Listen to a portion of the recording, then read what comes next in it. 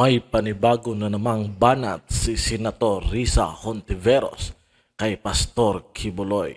Yan ang ating aalamin sa bidyong ito, kaya kung bago pa lang kayo sa YouTube channel natin na Balitang Bayan ay huwag kalimutan na mag-subscribe, mag-like at i-share ang ating video. Sinabi ni Senator Risa Hontiveros na ang puganting ibanghilista na si Apollo Kibuloy na wanted dahil di umano sa sex trafficking ng mga bata ay walang karapatang magtakda ng mga kondisyon para sa kanyang pagsuko. Kabilang na ang kahilingan sa Malacanang na tiyaking hindi siya i-extradite sa Estados Unidos kung saan nahaharap din siya sa mga kahalintulad na mga kasong kriminal.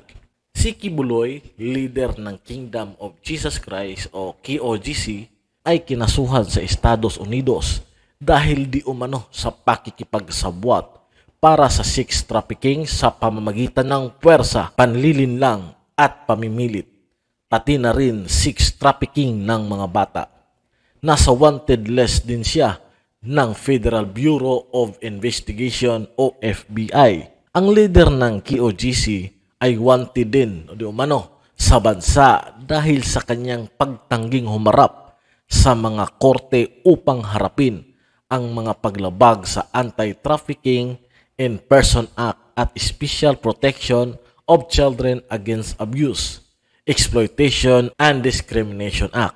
Muling iginiit ng abogado ni Kibuloy na ang kondisyon na dapat magbigay ng nakasulat na deklarasyon ni Pangulong Ferdinand Marcos Jr.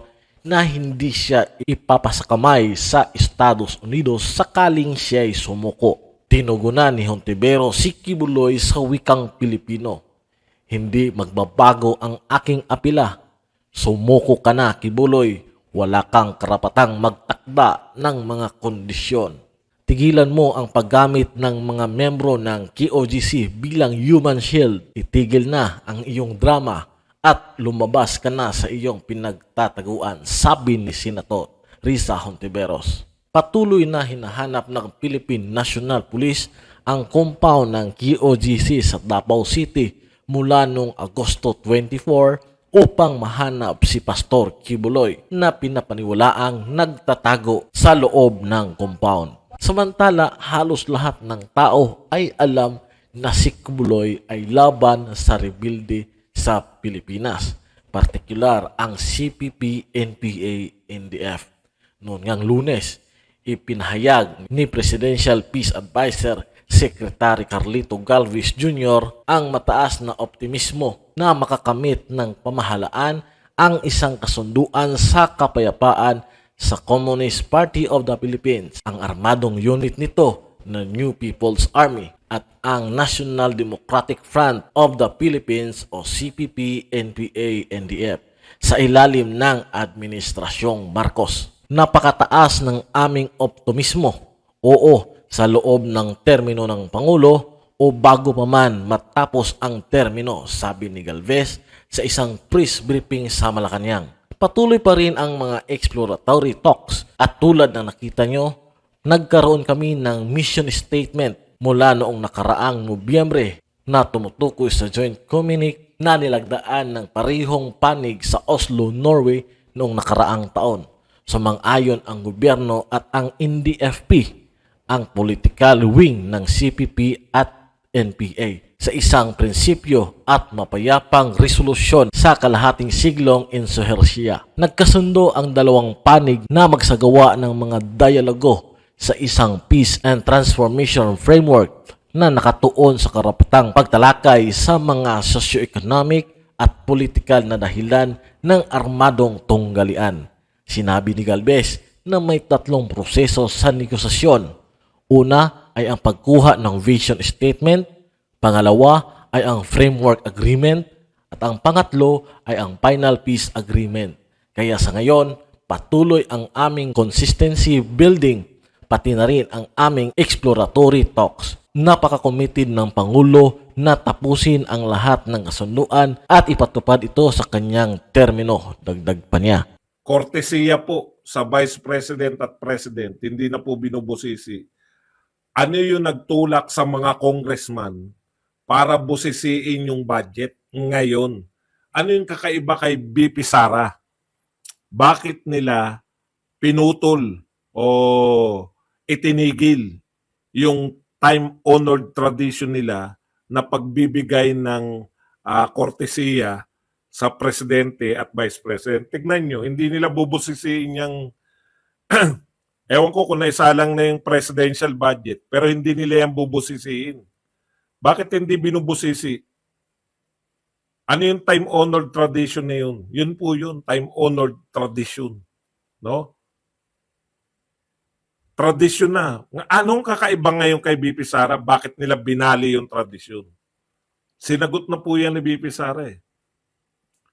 Kaya nila binali yung tradisyon na wag busisiin yung budget, aprobahan na lang. Kasi nga, mayroong nag-aambisyon na maging prime minister. Kung hindi man pumasa, dahil kung hindi man mailulusot yung tiyatya, may nag-aambisyon na maging presidente sa 2028. At si BP Sara Duterte ay balakid, no? Siya yung hadlang, no? Siya yung threat para makamit yung ambisyon na yan. Yan yun eh. At ang nag-aambisyon na yan, walang iba kundi amo nitong mga congressman. Wag na po nating sabihin kasi very obvious na si Martin Romualdez yun, di ba? Wag na natin sabihin na si Martin Romualdez yun. Very obvious. Kaya babaliin nila lahat, pati yung time-honored tradition. Hindi pa sila mga congressman, karamihan dyan sa mga yan.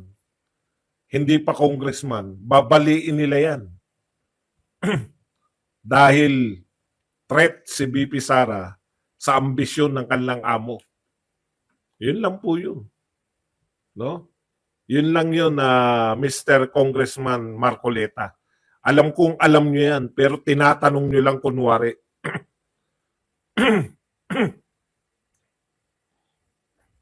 Oh, nasa TikTok na si Aratelis. Opo, kinakailangan nating maghanap buhay kung saan-saan. Baka kumita ko riyan eh.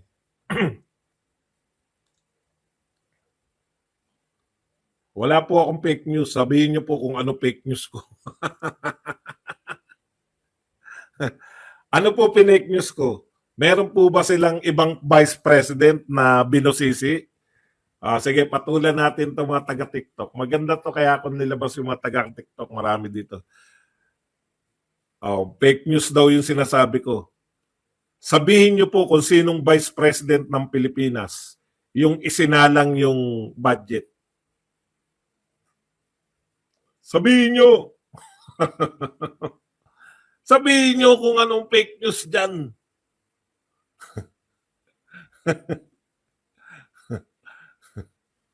Kita nyo? Lahat po ng vice president, ina-approve kagad yan. Kung hindi nyo pa alam, tanging si BP Sara lang. Malinaw? Wala pa po si BP Sara. Anong fake news dyan?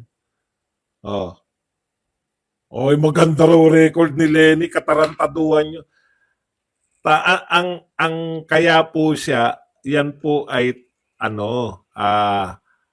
time-honored tradition po ang tawag doon. Kung hindi nyo po naintindihan yung time-honored tradition, wala tayong magagawa. May kahinaan kayo sa utak eh, di ba? Okay, punta na po tayo sa iba pang mga tweets. Ito naman po ang Vera Files. Ipapact check natin kayong mga Vera Files. Mahilig kayo mag-fact check ha. Komentary ng Vera Files. What do we do with her? The first thing she needs is long-term psychotherapy. Antindi, no? Isa psychotherapy daw. Tanong ko, Vera Files, ikaw ba ay isang doktor? Alam mo ba na ang psychotherapy, sinusuri dapat yan ng isang doktor, no? Hindi ko alam kung anong tawag sa doktor ng psycho, no? Para ka, kunwari ang isang tao, bago mo resetahan na ikaw ay long-term psychotherapy, kinakailangan dumaan muna yan sa doktor. Vera Piles, hindi po kayo doktor. Fact check, Vera Piles, hindi doktor. Hindi ospital. Hindi klinika. Oh. Bakit nyo papayuhan? Sasabihin na kinakailangan ni BP Sara ng psychotherapy. Oh, mahilig kayong mag-fact check pero hindi nyo ma-fact check yung sarili nyo. Fact check kayo. Mamaya po, may time po para tiis-tiis lang muna kayo rin. Pagkatapos ng topic, magbabasa po ako ng mga tanong nyo. Huwag kayong mag-alala. Okay, eto na po yung sinasabi, no? Si Representative Joel Chua. Mahilig mahilig umepal ngayong mga panahon na to si Representative Joel Chua. By her actions, decorum, demeanor, the Vice President showed her true dark colors. Alam nyo, pati yung mga sinasabi nyo, pare-pareho. Dapat nagbago naman kayo ng script. Narinig ko na kay Konggun yan. Thank you very much, Mr. Vice President, Miss Vice President, for showing your true colors. Wala ba kayong ibang script? True colors na naman. Okay. Showed her true dark colors in a refusal to respect the constitutional power of Congress about the budget and oversight authority on the operation of all government agencies. Mali po yan. No? Sinasabi nyo ngayon na nire-refuse niyang irespeto yung constitutional power of Congress. Inimbitahan nyo, di po ba? Inimbitahan nyo si BP Sara, umattend po ba o hindi? Umattend. Yung pag-attend po ni BP Sara, refusal po ba yun? Yung po ba ay refusal to respect you? Di ba? Umattend po siya sa imbitasyon ninyo. Huwag niyo pong baliktarin. Umattend siya sa inyong imbitasyon para pag-usapan yung budget niya. Kinikilala ba niya kayo? Kinikilala po. Kasi kung hindi kayo kinikilala, hindi yan attend.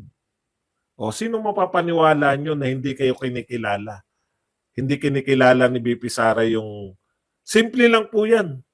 Kung hindi niya kinikilala yan, bakit siya umattend? Kung hindi kayo kinikilala, paano niyo ipapaliwanag yun? Umattend siya kasi hindi niya kayo kinikilala? Hindi ba ang laking kalokohan nun? Nag-present pa nga po siya. Naghanda pa ng presentation. Di ba? Tapos sasabihin mo, hindi kinikilala. Hindi kayo sinasagot ng maayos. Sinasagot nga kayo, doon nga she may not like, yung she minute hindi nyo naunawaan, she may not like yun. She may not like the way I answer. She may not like the way I talk. She may not like the way but I'm answering. So mali yung sinasabi ninyo na hindi kayo kinikilala. Siya ba ay nagsabi ng I will not answer that? Sinasagot kayo, hindi nyo lang gusto yung sagot. Di ba? Magkaiba po yun. Tuloy natin ang pagbabasa. Refusal to respect the constitutional power of Congress about the budget and oversight authority on the operation of all government agencies. Di ba? Kinikilala po kayo. In fact, narin siya Pwede niya nga patinin, iba na lang Pero dahil kinikilala niya kayo, siya mismo yung umattend. BP Sara behave like the entitled brat she truly is. O, kita mo na yan. Vice President ng Pilipinas yan, pinagbibintangan mo ng kung ano-ano. Sino sa inyo ang entitled brat? Sino ang may sabi na yung congressman ay pagsalitaan sa labas ng Congress? No? Labas na to Wala ka na dun sa, hindi mo sinabi sa kanya yan sa harap niya Papa-interview ka tapos sasabihin mo na entitled brat si VP Sara. Dapat sinabi mo yan sa harap niya. Di ba? Una yun. Ikaw naman, ano namang karapatan mo na sabihan ng masama yung Vice President? Kasi ang alam ko, nakaharap siya, nasasaktan kayo sa mga ginagawa niya, pero hindi siya nagsalita sa inyo ng talikuran. Bakit kaya hindi mo sinabi yan sa harap niya na siya ay entitled brat? Di ba? Bakit hindi mo sinabi yan? Ang dami mong tinanong eh. Bakit hindi mo sinabi yan sa kanya? Bakit sa mga reporter mo sinasabi? Karapatan mo ba na magsalita ng masama pag nakatalikod si BP Sara? Yan ba yung sinasabi mong karapatan nyo bilang congressman? Mas gusto ko na yung sumasagot sa inyo ng harap, sa harap-harapan, kahit masaktan kayo. Tuloy natin. We have a Vice President who believes she is above the law, above Congress, and beyond the reach of the Constitution. Pananaw mo lang yan. No? Kung paningin ni BP Sara, above the law siya, no? Di dapat pinahuli na kayo lahat. Kayo nga nang babasto sa kanya eh. Ito ang katotohanan, no, Mr. Congressman. No? Baliktad. Inilagay lang kayo sa totoong lugar ninyo ni BP Sara. Kayo nga ang hindi kumikilala sa kanya bilang Vice President eh. Sinasabi mo na hindi kinikilala yung na siya ay tingin niya above the law. Bakit? Kayo ba ang batas? Tanong. Paano mo nasabi na hindi niya kinikilala yung batas? Na siya ay mas mataas pa sa batas? Kayo ba ang batas? Hindi naman kayo ang batas eh. Kayo nga ang hindi kumikilala sa kanyang pagiging Vice President. Gusto niyo siyang duruin eh. Gusto niyo siyang alam niyo kung anong gusto niyo? Gusto niyo siyang ipahiya. Siya ang gusto niyong ipahiya sa mga katanungan niyo. Nung hindi niyo nagawang ipahiya si BP Sara, naghimuto kayo ngayon. Nagpa-interview kayo.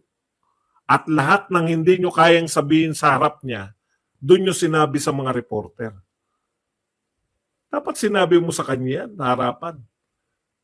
Miss Vice President, are you above the law? Tiyak, sasagutin ka pag ganun ang tanong mo. Ang tanong ko, kayo bang Kongreso ang batas? Kayo bang Kongreso ang konstitusyon? Nilagay lang kayo ni BP Sara sa dapat ninyong pagkalagyan. No? Pumunta doon, may script kayo eh. Script yung ginagawa nyo eh. Ilang beses kayo nahuli. Si Kimbo nga, di ba? Stick to the plan. Bumanat si Dan Fernandez. Hindi niya napatunayan na sinabi ni BP Sara yun. Nalito na kayo sa script ninyo. Yun lang yun. Pinagplanuhan nyo si BP Sara, may script kayong sinusunod, may plano kayo, yan ay nirehearse ninyo, baka hindi ka pa nakatulog sa sobrang excitement mo na pagkakataon nyo na para ipahiya si Sara Duterte alang-alang sa amo ninyo, hindi nyo nagawa. Kaya, nagpa-interview kayo, hindi nyo naman sinabi itong mga bagay na to sa pagmumukha ni BP Sara nung nakaharap nyo. Ano tawag dyan sa mga taong ganyan? Kaharap nyo lang, oh. Hindi mo nasabi sa kanya yan. So, nagpa-interview ka, akala mo kung ano na yung sinasabi mo. Okay. Punta naman po tayo rito sa isang tweet. Appear strong when you are weak. Sun Tzu.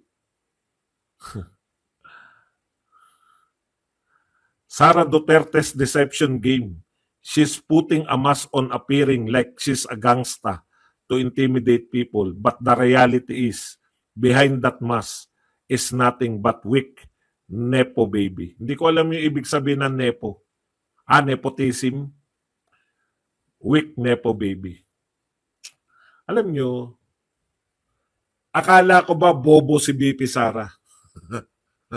Tatapatin ko na kayong mga supporter ni Bangag at ni Tambaluslos. Akala ko ba bobo si BP Sara? Tapos sasabihin mo ngayon, ha? Nakapagtago siya. Alam niyo ba kung ilang congressman yung hinarap niya? Mag-isa? Hinarap niya mag-isa yung 47 congressman na may script, pinaghandaan siya para ipahiya. Kinaya ba nila? Tapos ang sasabihin mo ngayon, mahina talaga si BP Sara, nagkukunwari lang. Nagkukunwaring malakas. Alam mo, ang pagkukunwari, pwede mo magawa yan sa mga mahihinang nilalang. Magkukunwari ka. Kaya mong paikutin. Hindi ako naniniwala na yung 47 na mga congressman na yun mahihina. Mahihina ba yun? Pinagmamalaki nga nila si Luistro na si Luistro ay mas magaling pa kay Roque. Mahihina ba sila sa tingin nyo? Yung 47 na congressman? Hindi po mahihina yun. Yung 47 na congressman yun, best of the best na nila yan. Hindi talaga umubra. Hindi na alam mo, ang talino, mahirap magkunwaring matalino, lalo na binubugbog ka ng pinagplanuhan ka na na ipahiya. Siyempre, hindi mo maintindihan yan. Sino ba ito nagsabi? Si Ezra Kim. Hindi mo maintindihan yan. Kulang ka ng pang-intindi. Okay. Ito po, sila Itera. Ito, lagi ko ito nakikita eh. Hindi naiintindihan o hindi iniintindi na maayos. Either way, you answer the item number 3 pero hindi mo isinama sa paliwanag ang confidential fund mo. Ito na naman, no? Mahina talaga ulo ng BP at hindi makaintindi. Mahina daw ang ulo. Alam mo, ang nangyari, 47 congressman against 1 person. 47 congressman against 1 vice president. Mahina pa rin ang ulo. Sa sobrang hina ng ulo ni BP Sara, napahiya yung 47 congressman. Siyempre, Laitera, hindi mo maunawaan yan. No? Kasi kulang ka ng kokote. Bakante yung pagitan ng dalawang tenga mo. Pero yung mga congressman, alam nila napahiya sila. Kaya nga sila nagpapa-interview. Kaya nga sila hinahabol nila sa mga, yung pagkapahiya nila sa harap ni BP Sara, kaya nga nila hinahabol sa mga pa-interview nila sa press. Para ipakita nila, sabihin na hindi sila napahiya. Talagang bratinela lang to si BP Sara, bastos lang talaga. Pero sa aktual, pahiyang-pahiya sila. Hindi nila napatupad eh. Di ba? Meron nga nagsabi na bakit na-approve ba yung budget ni BP Sara? Tignan nyo, kulang kayo. Ma-approve at ma-approve yan. Makakaltasan nila pero hindi nila pwedeng masiro. Sila po ang napahiya. Alam ng mga congressman yung naganap. Kayong naniniwala na si BP Sara yung napahiya. 47, isa lang si BP Sara. Napahiya nila si BP Sara. E di dapat it's either nag-walk out yan, o naglupasay na yan sa kaiiyak. Ni hindi nga nila naratel eh. Wala nga instances na natigilan si BP Sara, nagulat sa ginawa nila. Wala. Sila ang gulat na gulat. Kaya pala ni BP Sara na ang tanging isagot sa kanila ay I forgo. Hindi nila naunawaan eh. Sa simula pala ng salpukan eh. Si BP Sara na kagad ang nagbigay ng rules eh. Lahat ng isasagot ko, Madam Chair, I forgo. Yung I forgo niya. Okay, thank you very much kay Bernadette Lonker na nagbigay sa atin ng $10. 10 Australian dollars. Okay, tuloy natin. Mamaya po yung mga hindi sanay sa TikTok, pagkatapos nito, meron po tayong question and answer. Doon ko po kayo sasagutin lahat. Sa mga hindi po nakakakilala sa akin, hindi po ko takot dyan sa mga question and answer portion. Okay. Opo, gigil na gigil talaga sila. Kaya kung inakala nyo bobo pa rin si BP Sara hanggang ngayon, eh, it's either talagang mahihina na kukotin nyo o wala talaga. Wala talagang maaasahan sa inyo.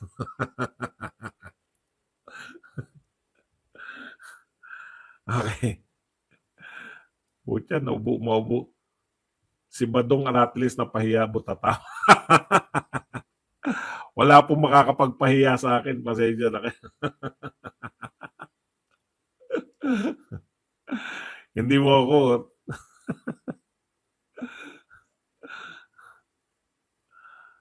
Punta na po tayo rito sa iba pa. Okay, ito, dito ako tuwan-tuwa eh. Pakape ng Blue and Yellow. Oy, meron pala nagpakape. Thank you very much kay Garland Fishing Campaign, Camping and Travel sa 449 Australian dollars. Yan. Maraming salamat, Garland Fishing. At may kulay blue pa. Bangge, thank you very much sa 729 AED. Maraming salamat sa iyo, Bangge. Yan.